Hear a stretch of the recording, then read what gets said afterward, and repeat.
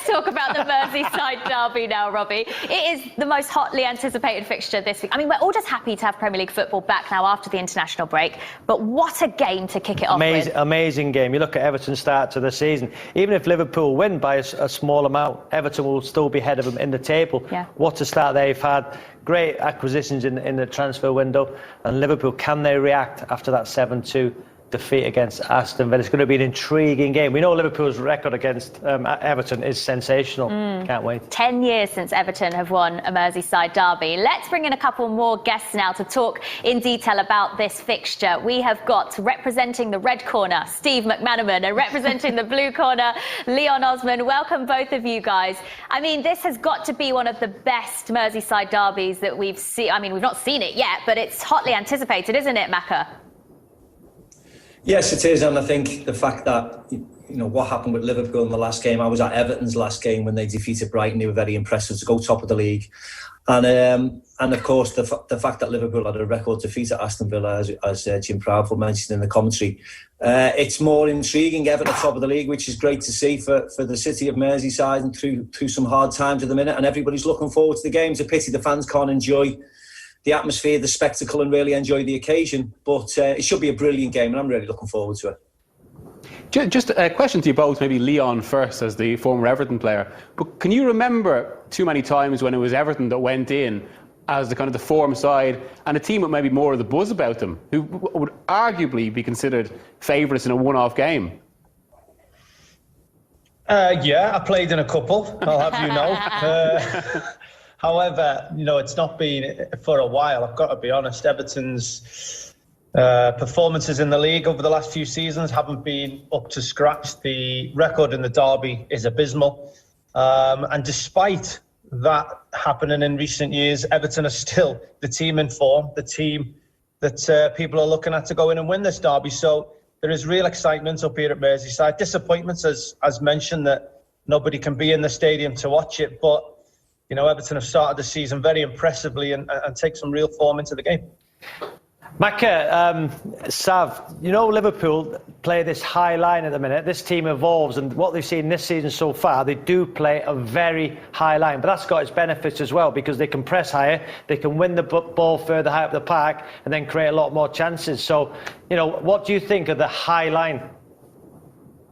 I think it's fine at times, Sav, to be very honest. I think the only time it's not fine is if the opposing team have got plenty of time on the ball and can pick a pass. It's all right if they're getting pressurised and they haven't got time and they're getting closed down and they're almost panicking with the ball. But if you've got acres of space and you're willing and able just to play the ball over the top into those areas, I think you're in big trouble. And I think Liverpool, I'm not saying that game will that beating from Aston Villa will help them to a certain extent, but it may get them back on the training ground when required and help them refine when to push up and when not to push up. We've all seen the high line. We saw it at Bayern Munich in the Champions League. Everyone was saying they're going to get caught, they're going to get caught. Well, they ended up winning the trophy. And then they were defeated heavily by Hoffenheim in the Bundesliga and have refined it a little bit.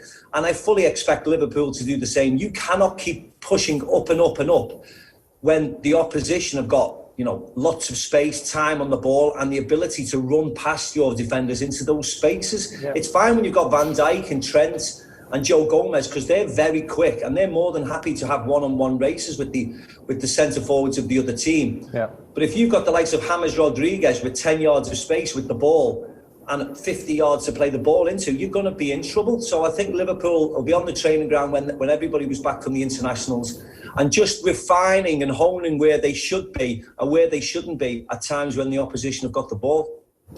Macca, Eni here. I know you mentioned there that obviously that high line, Aston Villa certainly tactically got it right. Dean Smith got his tactics right and exploited it. Do you think now with this Liverpool team, they almost needed that sort of that big defeat to go again? Is this potentially the worst time to play Liverpool? I know Everton are in good form and favourites going into the game, but would you say this has almost humbled Liverpool a little bit, and it's probably the worst time? It's given them that motivation to kick on? Yeah, I certainly think so. I need to be very honest. And we saw it. We saw the it happening against Leeds early on in the season. As far as I'm concerned, Liverpool are higher this year than they were last year when they won the league and won it convincingly. Against Leeds, there was warning signs. Against Arsenal, when they beat Arsenal, there was certainly warning signs. When Lacazette went through and missed the chance late on, the goalkeeper saved it. And the fact that it came tumbling down against Aston Villa in dramatic effect, it will probably make them go back to the drawing board. Everybody air their differences. All the defenders can say, look, I'm not happy about this, I'm not happy about that. All come to a happy medium where they can be effective on the pitch, because they cannot keep playing like they did against Aston Villa. As far as I'm concerned, they've got away with it in a couple of occasions this year. And as I said before, the fact that they've tinkered with it from being champions to being now, they certainly look as if they're playing higher up. And it's just very dangerous when you see it. And almost you want to cover your eyes every time you can see them push up and the opposition have got the ball. And it puts more pressure on the goalkeeper as well, doesn't it, Macca? There is a little bit of focus on both goalkeepers in this match, Leon, isn't there? Because Alisson is out injured, therefore Adrian will be playing between the sticks for Liverpool. And Jordan Pickford, we've already seen this season make a couple of errors leading to goals. What do you make of this? And do you think it means there's going to be plenty of goals in this game? Well, we always hope there's goals in the game. We'd rather see fantastic play and, players doing something magical to open up defences. But unfortunately, despite, Everton's good start to the season, there are still question marks over Jordan Pickford. And, with Alisson being out, the same can be said over on the red side of Merseyside. So that certainly will be one to watch out for. He's been a terrific goalkeeper, got himself to England's #1, but he does have these moments within his game where it just seems to lack concentration. If I'm being honest, they come more when he's not really been involved in the game, when he's been cold and quiet and he's found himself just watching, and then suddenly there's a burst of action in front of him and he is getting caught out cold. So there will be questions until he gets a good run of form together to be able to put all these glaring mistakes behind him. Macca, last one from me. In these unprecedented times when we're, having pundits on Zoom, I see loads and loads of bookshelves. How many books have you read, Macca, behind you? I've read all of them, mate. You know how intelligent I am. Don't worry about that. Macca, Leon, stay there. We're going to hear from Jurgen Klopp now, because he says his side will be ready to face Everton, confident, and they are trying to ignore the hype.